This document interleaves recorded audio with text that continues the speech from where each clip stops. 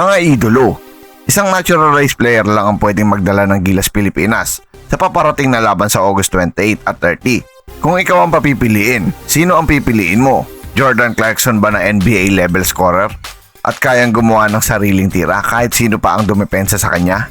O si Justin Brownlee na subok na sa FIBA, sanay na sa pressure at alam na alam ang sistema ng mga Pinoy? At ang mas malaking tanong, kung may kailangan baguhin sa lineup ng Gilas para mas maging solid, sino ang dapat manatili at sino ang dapat alisin? At sino ang pwedeng ipalit para mas lumakas ang team? Kung basketball IQ, chemistry at winning fit ang usapan, this video is for you. Tara himayin natin ng maayos. Hello guys, welcome! Yo, what's up mga idolo? Welcome back sa ating channel. Unahin natin ang pinakamainit na debate ngayon. Jordan Clarkson versus Justin Brownlee. Sa pure talent, walang tatalo kay Jordan Clarkson. Iba ang level ng scoring niya. Kaya niyang mag-create ng shot. Kaya niyang mag-break ng depensa gamit ang dribbling skills niya. At kaya niyang magdala ng offense kapag hirap ang team na makascore. Sa mga laban na kailangan mo ng isang player na pwedeng sumalo ng bigat ng scoring. Si Jordan Clarkson ang tipo ng naturalized player na pwedeng magbigay ng instant firepower.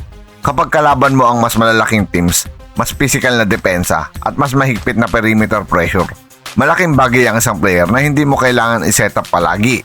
Si Clarkson, pwede mong ibigay ang bola at sabihin mo lang, go make a play, at madalas kaya niya talaga. Pero ito ang kabilang side ng usapan, Justin Brownlee. Kung Clarkson ang pure bucket getter, si Brownlee naman ang ultimate system fit. Hindi siya yung tipong kailangan ng sobrang daming touches para maging effective. Marunong siyang mag-adjust, marunong siyang maglaro off the ball, at higit sa lahat, alam niya kung paano gawing mas madali ang buhay ng mga kakampi niya. Sa Gilas, malaking bagay yan. Bakit? Kasi sa international basketball, hindi lang puro scoring ang kailangan. Kailangan mo ng player na marunong dumepensa, marunong mag-rebound, marunong mag-screen, marunong mag-pass at marunong magbasa ng laro. At doon sobrang lakas ni Brownlee. Hindi siya flashy lang, efficient siya. Hindi siya puro highlight, winning basketball player siya. At kung titignan mo ang chemistry ng Gilas, mas natural lang laro ni Brownlee kasama ang mga local stars. Mas bagay siya sa mga guards na gustong tumakbo, sa mga wings na gustong mag-cut, at sa mga bigs na kailangan ng isang reliable na partner sa loob at labas ng paint. Hindi niya sinasapawan ng sistema, pinapaganda niya ito.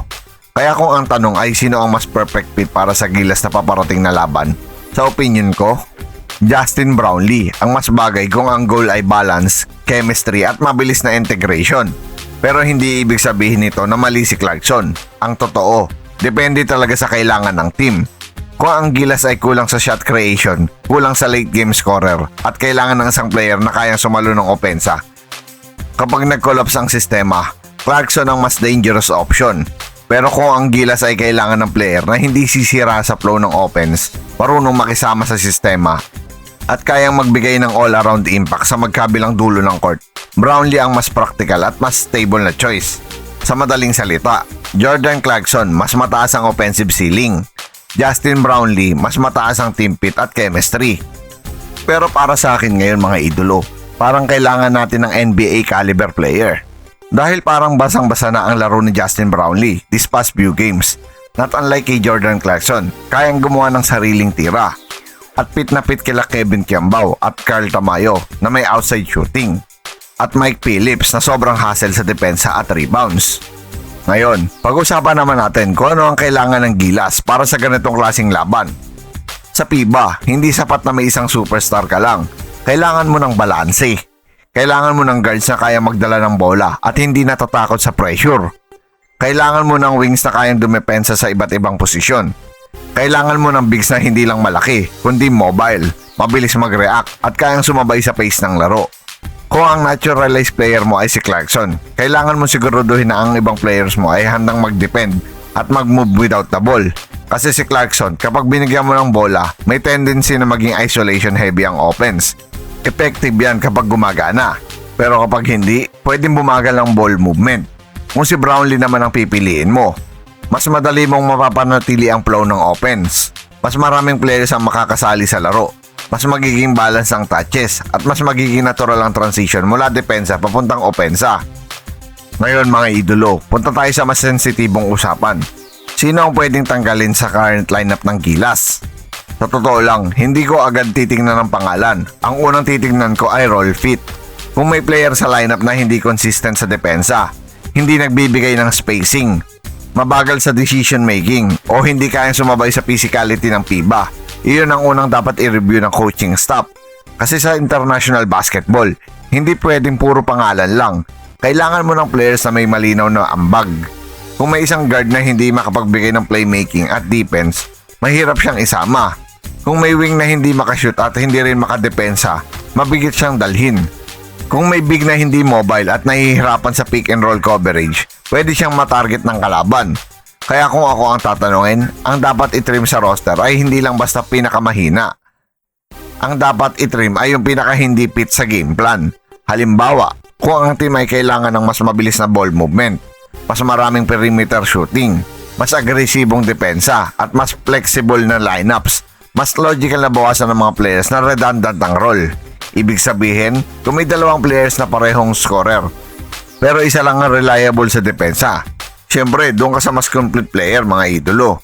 Kung may dalawang bigs pero isa lang ang kayang mag-switch at tumakbo, doon ka sa mas mobile. Kung may dalawang guards pero isa lang ang kayang mag-manage ng tempo at gumawa ng tamang desisyon, doon ka sa mas compose. Ngayon, sino naman ang pwedeng ipalit para mas makapag-contribute? Sa opinion ko, may ilang players profile na bagay sa Gilas. Una, si Renz Abando. Malaking bagay si Renz Abando kung kailangan mo ng guard na may confidence, may shooting, at kaya magbigay ng secondary playmaking sa FIBA. Kailangan mo ng guard na hindi natatakot sa pressure at kayang magbukas ng depensa gamit ang outside shot. Kung may naturalized player kang scorer, mas lalong gumagaan ang trabaho ni Renz bilang floor spacer at shot creator. Pangalawa, andyan na si Mike Phillips. Kung ang kailangan mo ay energy, rebounding, hustle at depensa, sobrang valuable ni Mike. Hindi lahat ng contribution nakikita sa box score. Minsan, ang pinaka-importanting player ay yung kayang magbigay ng extra possession at magdala ng intensity sa buong team. Sa ganitong klaseng laban, malaking bagay ang motor at physicality. Pangatlo, si Adrian Nocum. Si Adrian ay isa sa pinaka-versatile na local players na pwedeng gamitin sa iba't ibang role. Kaya niya mag-handle ng bola, kaya niya magpasa, kaya niya mag-shoot, at kaya niyang mag-adjust depende sa kailangan ng team. Sa modern basketball, sobrang halaga ng player na hindi lang isang bagay ang kaya. Kailangan mo ng mga taong pwedeng magbukas ng maraming options sa coach. Kung gusto mo ng mas balanced na Gilas lineup, ang ideal ay may halo ng shooting, defense, rebounding at versatility. At dito pumapasok ang dahilan kung bakit maraming pansang mas pabor kay Brownlee. Kasi hindi lang siya scorer, connector siya. Hindi lang siya import, leader din siya. Hindi lang siya pang highlight, pang winning basketball siya. Pero kung ang laban ay mangangailangan ng isang player na kaya sumalo ng buong scoring burden, lalo na kung mahigpit ang depensa ng kalaban at kailangan mo ng isang elite shot creator, doon papasok ang case ni Jordan Clarkson. So kung ako ang pipili sa dalawang naturalized option, kung chemistry, balance at system fit ang priority, Justin Brownlee tayo mga idolo. Kung scoring explosion at individual shots creation ang priority, Jordan Clarkson tayo. At kung tatanungin mo ko kung sino ang mas bagay sa Gilas para sa paparating na laban sa August 28 at 30, ang sagot ko ay si Jordan Clarkson. Lalo na ngayon, ang daming shooters sa lineup ng Gilas. Pag nag-isolation si Jordan Clarkson, pwede niya i-kick out pa sa ating mga shooters. At ang bilis na ng ating ball movement ngayon napapansin ko sa Gilas Pilipinas Place. At kung magkataon na makuha mo si Clarkson at maayos ang lahat ng role sa paligid niya, sobrang taas din ng ceiling ng Gilas. Ang problema lang, kailangan talaga malinaw ang sistema at malinaw ang mga role ng bawat isa. Sa dulo, hindi lang ito tungkol kung sino ang mas sikat. Hindi rin ito tungkol sa kung sino ang mas maraming fans. Ang tanong ay, sino ang mas makakatulong para manalo ang Gilas sa mismong araw ng laban? Doon talaga nagiging interesting ang debate. Kaya ngayon, gusto kong marinig ang opinion ninyo. Kung kayo ang coach ng Gilas Pilipinas, sino ang pipiliin ninyong naturalized player? Jordan Clarkson ba o Justin Brownlee? At kung may babaguhin kayo sa lineup, sino ang gusto nyong tanggalin? Sino ang gusto nyong itrim? At sino ang ipapalit nyong players para mas maging competitive ang Gilas? I-comment nyo na ang thoughts nyo sa baba. Huwag kalimutang i-like ang video kung nagustuhan nyo ang analysis. Mag-subscribe sa channel para sa mas marami pang Gilas at basketball content. at i-click ang notification bell para updated kayo sa susunod na upload. Maraming salamat sa panonood. Dahil dito sa channel na ito, basketball ang tunay na panalo. Once again, this is your Spotlight and Sports. Maraming salamat mga ka-sports.